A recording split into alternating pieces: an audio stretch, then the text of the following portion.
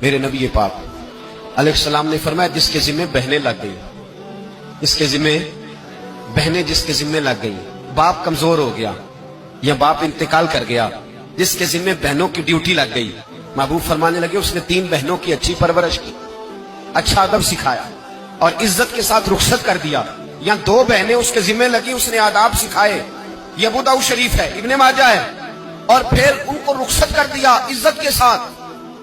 پھر ایک مقام پہ فرمایا چلو ایک بہن ہی اس کے ذمہ لگی تھی، اس نے ادب سکھائے، آداب سکھائے، عزت سے رخصت کیا، حضور کیا ملے گا؟ فرمایا باقی نیکیوں والوں کو ثواب ملے گا، جو بہنوں کا بوجھ اٹھائے گا جس طرح میری 2 انگلیاں جڑی ہوئی ہیں اس طرح میرے ساتھ جڑ کے جنت میں داخل ہو جائے گا۔ ابھی اس حق کا تعین کس نے کیا؟ نبی پاک صلی اللہ علیہ وسلم۔ اب اگر کہیں یہ کہا جائے کہ بس بھائی صحیح ہو گیا، تمہارا کیا کام ہے، تمہاری کوئی ذمہ داری ہے، تم نے کوئی ٹھیکہ اٹھایا ہوا ہے، تم کوئی زیادہ سیانے ہو، تم کوئی زیادہ سمجھدار ہو، تو اسے کہا جائے گا ذرا ٹھہر جا، اس طرح کی بات نہ کر، یہ وہ حق ہے جو میرے مصطفیٰ نے بیان فرمایا ہے۔ جہاں بیوی کے حقوق بیان فرمائے وہاں میرے نبی پاک نے بہن کے حقوق بھی بیان فرمائے۔ دیکھیے نا جناب ام ہانی حضرت علی کی سگی ہمشیرہ تھی، نبی پاک صلی اللہ علیہ وسلم کی چچا زاد بہن تھی، پر اللہ کے رسول ہمیشہ انہیں تحفے بھیجا کرتے، ان سے محبت فرماتے، ان کے بچوں کے ساتھ پیار کرتے۔ فرمایا علی کی بہن نہیں، یہ میری بھی بہن ہے۔ کیا لوگوں کو تاریخ کی وہ بات یاد نہیں؟ آج میں نے دیکھا ہے بھائی کے پاس شاہ خرچیوں کے لیے بڑے پیسے ہوتے ہیں، بھائی کے پاس بڑا سرمایہ ہے، جب شاہ خرچیاں کرنی ہو، سال کے بعد 2-3 چکر کاغان نران کے بھی لگانے ہو تو اس کے پاس روپیہ ہے، پیسہ ہے، اور اگر اس کی اماں کہہ دے کہ بیٹا عید کا موقع ہے کوئی پرانا جوڑا ہی اٹھا کے بہن کو دے آ، تو کہتا اماں حالات بڑے سخت ہیں، اب میں تمہیں کیا بتاؤں۔ ہمیں وہ بات یاد نہیں کہ نبی پاک کی رضائی بہن جناب شیما جب ان کے قافلے کے خلاف مسلمان لڑے، انہوں نے جنگ کی اور وہ قید ہو کے آئیں، حضرت ابو ہریرہ سے کہنے لگی جا کے مصطفیٰ کریم کو بتاؤ میں تمہاری بہن ہوں۔ حضرت ابو ہریرہ کہتے ہیں میں بی بی کا پرانا دوپٹہ دیکھتا، اس کی کیفیات دیکھتا اور پھر جملے دیکھتا، مجھے سمجھ نہ آتی، تو میں نے جا کے حضور سے کہا کوئی شیما نام کی بی بی ہے؟ تو کہتے ہیں ابھی میں نے جملے بھی پورے ادا نہیں کیے، نبی پاک ممبر سے اٹھ کے کھڑے ہو گئے اور رسول پاک کی چادر مبارک ممبر پہ رہ گئی، محبوب اٹھ کے گئے اور پھر جناب شیما کو گھر لے گئے اور پھر فرمایا عائشہ کو بلاؤ، فاطمہ کو بلاؤ، سودا رفسہ کو بلاؤ، ان سب سے کہو آؤ دیکھو میری بہن میرے گھر میں آئی۔ یہ رشتوں کا احساس، یہ رشتوں کی کیفیات، یہ درد، یہ سوز، یہ حضور نے ہمیں تعین کر کے دیا، یہ نبی پاک علیہ السلام نے ہمیں بتا کر کے دیا ہے۔ حضور نے ڈھیروں تحفے دیے اور ایسی آفر کی جس کے لیے امت تڑپتی ہے، ترستی ہے۔ حضور نے فرمایا شیما اگر تو پسند کرے تو تیرے لیے مدینے میں مکان نہ بنا دوں، اگر تو کہے تو یہاں تیرے لیے مکان نہ بنا دوں، جہاں 70,000 فرشتے روز سلامی دینے آتے یہاں تیری پکی رہائش نہ کر دوں۔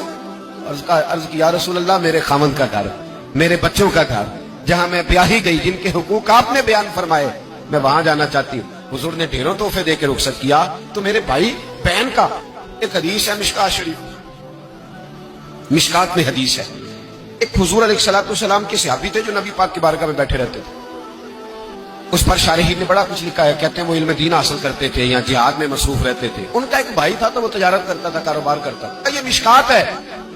ایک دن آ کے عرض کرنے لگے یا رسول اللہ صلی اللہ علیہ وسلم اسے سمجھائے کوئی کام بھی کرے، آپ کے پاس بیٹھا رہتا ہے، ڈیوٹی ساری میں کرتا ہوں۔ تو محبوب فرمانے لگے خاموش ہو جا، ہو سکتا ہے رب کریم جو تجھے رزق دے رہا ہے وہ بھی اس کی برکت سے عطا فرما رہا ہے، اس کے نصیب کا اللہ تجھے دے رہا ہے، ہو سکتا ہے اس کے توسل سے، پتہ نہیں اللہ کس کی وجہ سے دے رہا ہے، کس کے حصے کا تیرے گھر بھیج دیتا ہے۔ امام حسن رضی اللہ تعالیٰ عنہ جب کسی شخص کو کچھ دینے جایا کرتے تھے تو فرماتے تھے بھائی یہ نصیب تیرا تھا، اللہ نے میرے گھر بھیج کے میری ڈیوٹی لگائی تھی کہ میں تجھ تک پہنچا دوں، میں نہیں لے کے آیا، نصیب تیرا ہی تھا، میرے ذمہ لگا تھا کہ چلو میں بھیج دوں۔ تو یاد رکھیے گا اگر کچھ جگہوں پہ ہمیں حقوق ادا کرنے پڑتے ہیں، کسی مالدار بھائی کو کسی غریب کا خیال رکھنا پڑ ہی جاتا ہے، تو مہربانی کرے وہ خیال کرے۔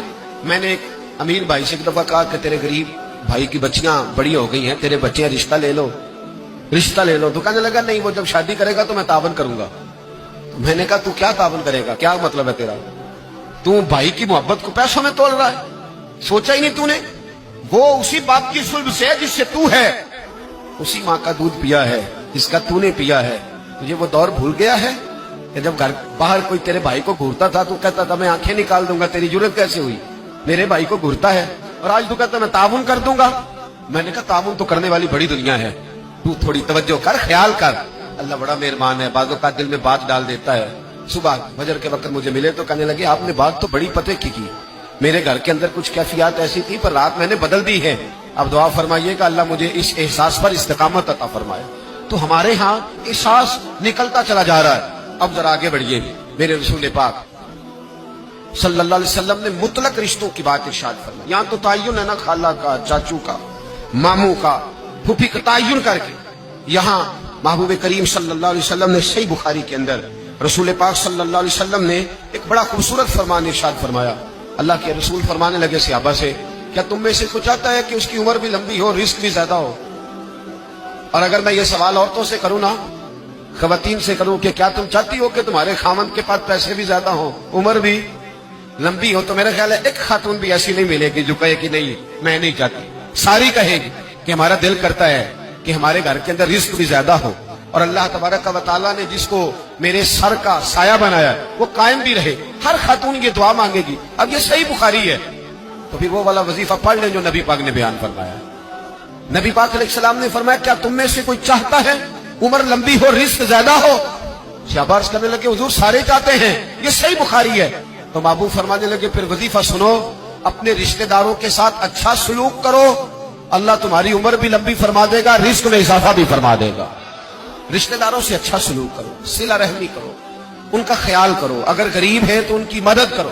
اگر کسی جگہ تمہاری ڈھارس کی انہیں ضرورت ہے تو ان کی ڈھارس بندھاؤ، تھوڑا آگے بڑھو، ان کے ساتھ تھوڑے رشتوں کو نبھاؤ. تم تو صرف ایک رشتہ دار کی حوصلہ افزائی کرو گے، بیمار ہوگا تو تیمارداری کرو گے، کسی تکلیف میں جا کے اس کی دلجوئی کرو گے، اللہ تمہیں اس کا انعام یہ دے گا کہ رب تبارک و تعالیٰ تمہارے رزق میں بھی اضافہ فرما دے گا اور تمہاری عمر کو بھی لمبا فرما دے گا.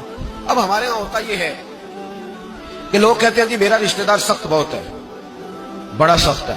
دنیا میں سب سے سخت رشتہ دار میرے نبی پاک کو ملے تھے. سب سے سخت رشتہ دار، سخت رشتہ دار، ایسے رشتہ دار کہ جو تلواریں لے کے آ گئے شہید کرنے کو، اور ایسے رشتہ دار جو بدر کی جنگ تک تلواریں لے کے آتے رہے، اور ایسے رشتہ دار جو فتح مکہ تک تلواریں لے کے آتے رہے. لیکن جس دن انہوں نے نرمی فرمائی، میرے محبوب نے فرمایا تم تو صرف نرمی کرو گے، مجھے تو اللہ نے رحمت للعالمین بنا کے بھیجا. میرے محبوب پاک علیہ السلام نے کرم کے دروازے ہی کھول دی. حضور نے رحمتیں فرما دی. ہمارے اندر کی وہ گھٹن اور مزاج کا وہ کمزور پن اور وہ جو ہم اندر سے بزدلی دکھاتے رشتہ داروں کے معاملے میں، وہ بہت ساری جگہوں پہ ہمارا نقصان کرتی ہے. اپنے رشتہ داروں کے ساتھ تھوڑے سے معاملات کو بہتر رکھنا.